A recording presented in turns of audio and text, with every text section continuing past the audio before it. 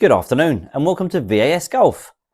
Competition time again. I haven't run one of these for a while, I think since Augusta. Biggest tournament in the world this week at Royal Portrush, Open Championship. So, to enter, to win, a dozen Titleist Tour-Softs, what you need to do is tell me who you think will win the Open Championship. Pretty straightforward. If nobody wins, the nearest to obviously first place will go from there. If there's a tie, same as before, I'll have a draw and that will decide who the winner is, and I'll send these to you through the post. Okay, to enter it, you need to be subscribing to my channel. If you're not and you want to enter the competition, please like and subscribe, and then you'll be in the draw. So let's see how we get on. Yeah, so my experience at the Open, I've been to a fair few. The one in 2000, I'll tell you a couple of funny little stories. So myself and a guy who used to work for me, Brian, we went up there, drove up, and when we were watching Woods on the practice area, he was the only, and John Daly was there, but Woods was the only guy that was actually clearing the netting at the bottom. On the practice area, which was like obviously like usual stuff, like 300-yard carry. But in those days, obviously, that's mileage. But he was hitting it into where the cars were, technically where our car was parked, which luckily was a hire car. So he was hitting the balls into there. But the funny thing was, when he got started, he was just warming up. He started hitting like to about the 160 mark. But they had actual greens with flags. So it was like, it wasn't just an open range, a bit like the modern day. Even though this was 2000, a lot of the times they wouldn't have like a green with a flag and stuff, but obviously they do now because obviously the facilities are that much better. But he proceeded to hit one. So this is like his first shot, and I think he hit the flag at the 160, and you could see it clear as anything where the green was and where the flag was. Well, then the second ball he hit, he actually holed, which, I mean, that's absolutely bonkers. I mean, he's literally just walked on the range. But even if he'd been on there for half an hour hitting balls, to do that is quite mad. So he did that. He went out that week. He didn't go in any of the bunkers, which is quite incredible. Certainly in one round's incredible. But to do it for 4 days like that was just bonkers. So that Open was quite, quite different.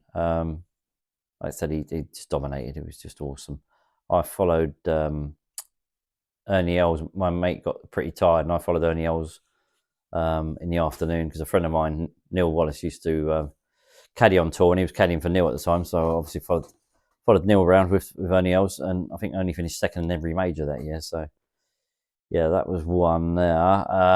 Another story was Carnoustie, the year that Van der Velde had an absolute disaster and Paul Lawrie won. Again, I was with Brian and we drove up there, and literally this was kind of dangerous because we got there and it was like early doors, so it would have been like, I don't know, probably 4 in the morning or something. And I've driven close to where the course is, and I've just driven through these gates and just kept going, all the rest of it. To which security has come at me from all angles. We'd actually driven into the hospitality unit. So basically, almost towards, you're not supposed to get access to it. It's literally, we're right by almost like the putting green. So we've driven in, these gates were open. They were, obviously, somebody had messed up. But all security come at us from all angles. And it was just like, oops, I don't think we're supposed to be here. So we're actually inside the golf course with a car. Like, let's get out of here. And so to which we turned around.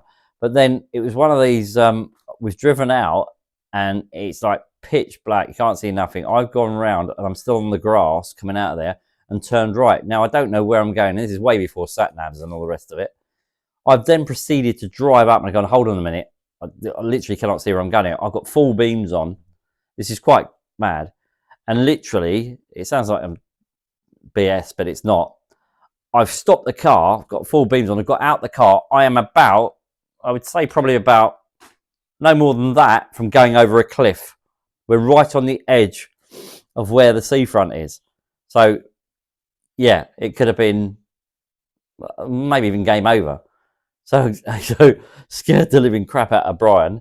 And as well as myself, I literally drove up, parked the car up, because we had no accommodation booked, no nothing. We used to just go down there and just wing it. And yeah, so that was quite a mad one. And obviously, what happened there with Van der Velde. What else?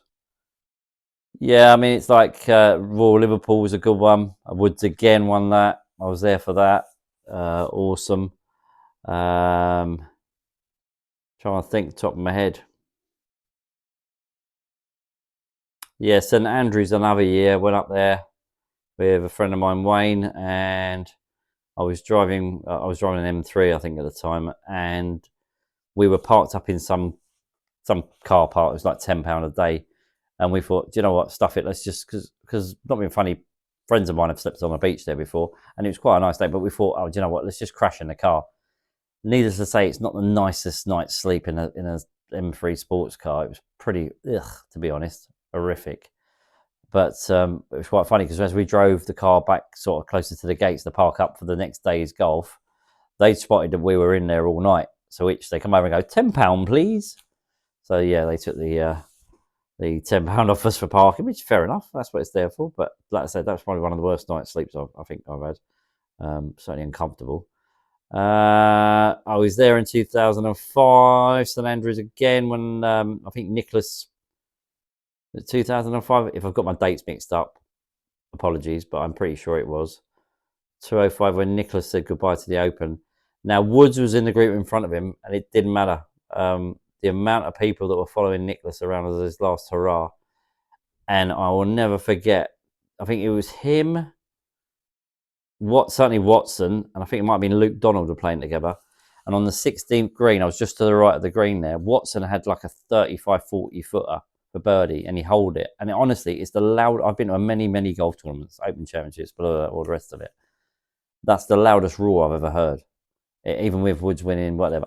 The noise was incredible. Watson holding this putt across the green, and obviously watched Nicholas go up the 18th. They did a commemorative £5 note with Scottish £5 note with St Andrews and Jack Nicklaus, which I had one, but for the life of me, I wouldn't know where that was now.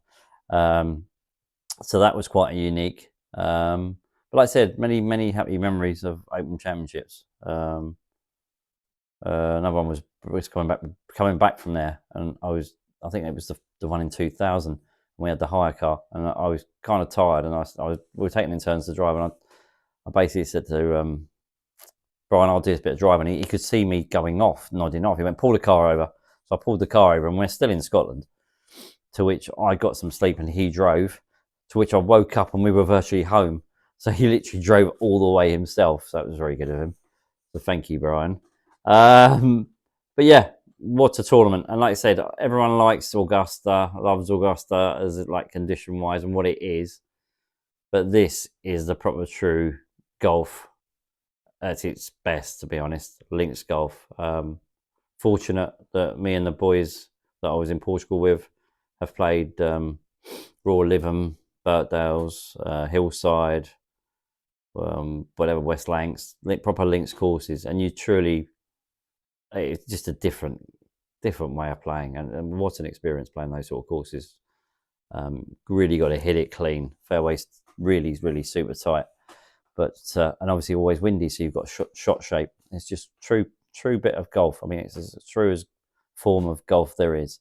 So yeah, that was a little bit of my experience of going to an Open Championship. So hopefully you enjoy this week Open Week. Enjoy the viewing. I'll try and get as much as I can in.